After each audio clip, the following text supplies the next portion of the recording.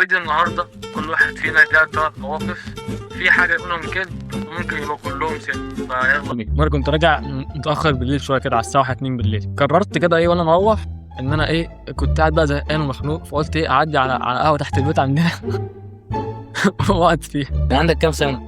الكلام ده من 2022 او 2023. فلقيت واحد قاعد لوحده، القهوة كلها فاضية، مفيش غير انا وهو بس.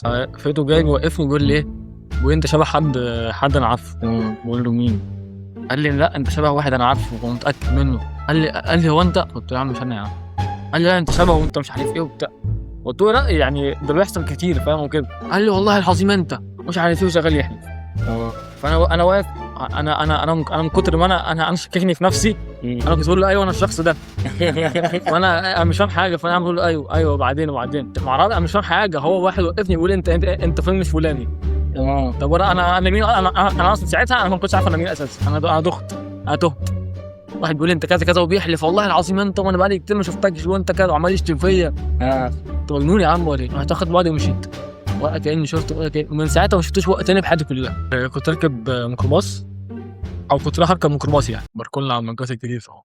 الميكروباص مليان، فانا كنت قاعد على كرسي اللي هو جنب على طول، اللي هو في الاول ده، في ست كبير عايز تركب. فكان الميكروباص مليان، كنت رخصت عليه اول مكاني. قعدت مكاني، مش قعدت تقول لي بقى ربنا يخليك يا ابني مش عارف ايه، وقعدت تعيدي وبتاع فاهم. انا بقى فرحت فاهم، عملت بقى حركه جدعانه وبتاع. انا خلاص يعني انا كنت هنزل قبلها. اول ما انزل مش بحب مثلا 10 دقايق كده ولا حاجه، راحت مداني ورقه. بفتح الورقه كان مكتوب فيها رقم، كلم الرقم ده اسمه عبد الله لو عايز شغل. انت لو عايش له ما هي ما اعرفش من ورقه، هي مكتوب فيها كده، ما اعرفش كانت تديها لحد تاني. بتسلس دي يعني ده موقف غريب. كنت بلعب كوره وانا صغير، مثلا عندي 15 سنه 14 سنه كده. حلو. كنا بنلعب تقسيمه في النادي في التمرين.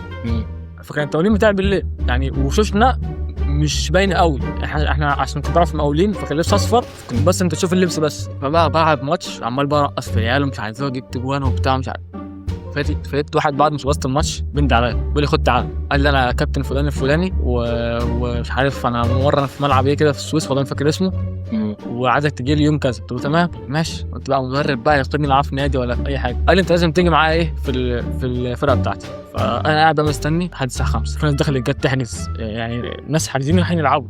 لقيته هو جاي لوحده، فانا رحت بسلم عليه بقول له ازيك يا كابتن مش عارف ايه. قال لي انت مين يا حبيبي؟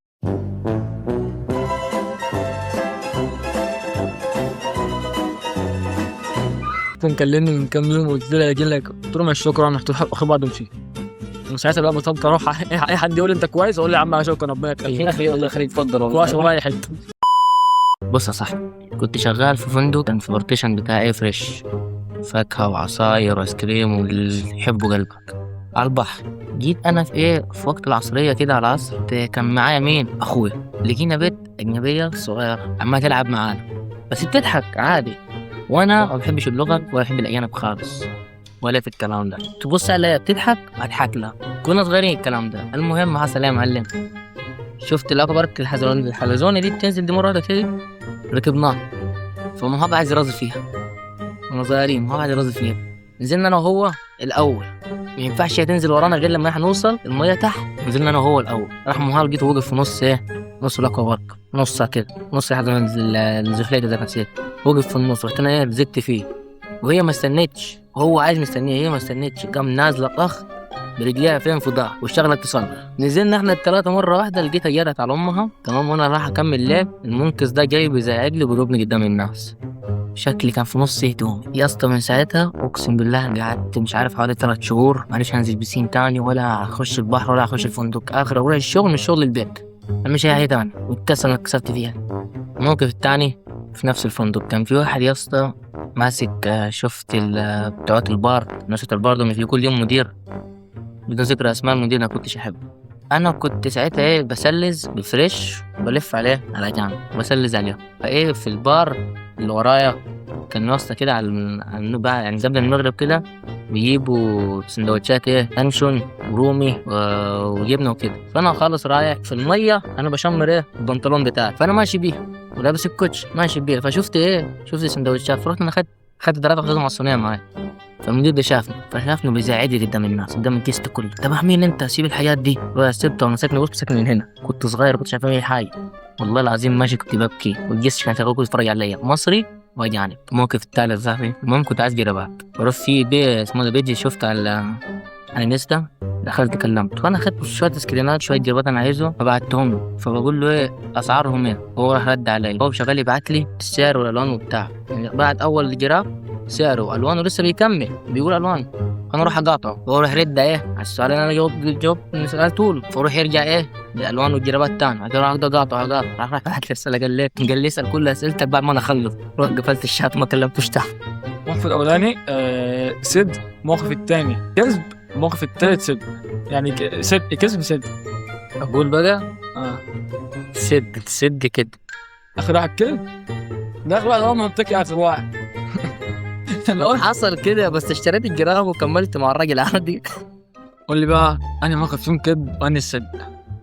هو الموقف بتاعك غلطت فيه كتير، اللي هو اني واحد بتاع بتاع الراجل بتاع القهوة. بتاع القهوة. ماشي ده كده ماشي حلو الكلام. بعدين تاني موقف بتاع الست العجوزة، ده ست. تالت موقف كده كده اصلا عمرك ما تبقى اي حاجة في الكورة، فده ست يبقى. انت للاسف انت جاوبت اجابة واحدة صحيحة. دي في النص.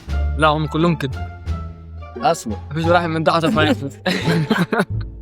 انت يوم الثاني اصلا مؤلفهم كل دول.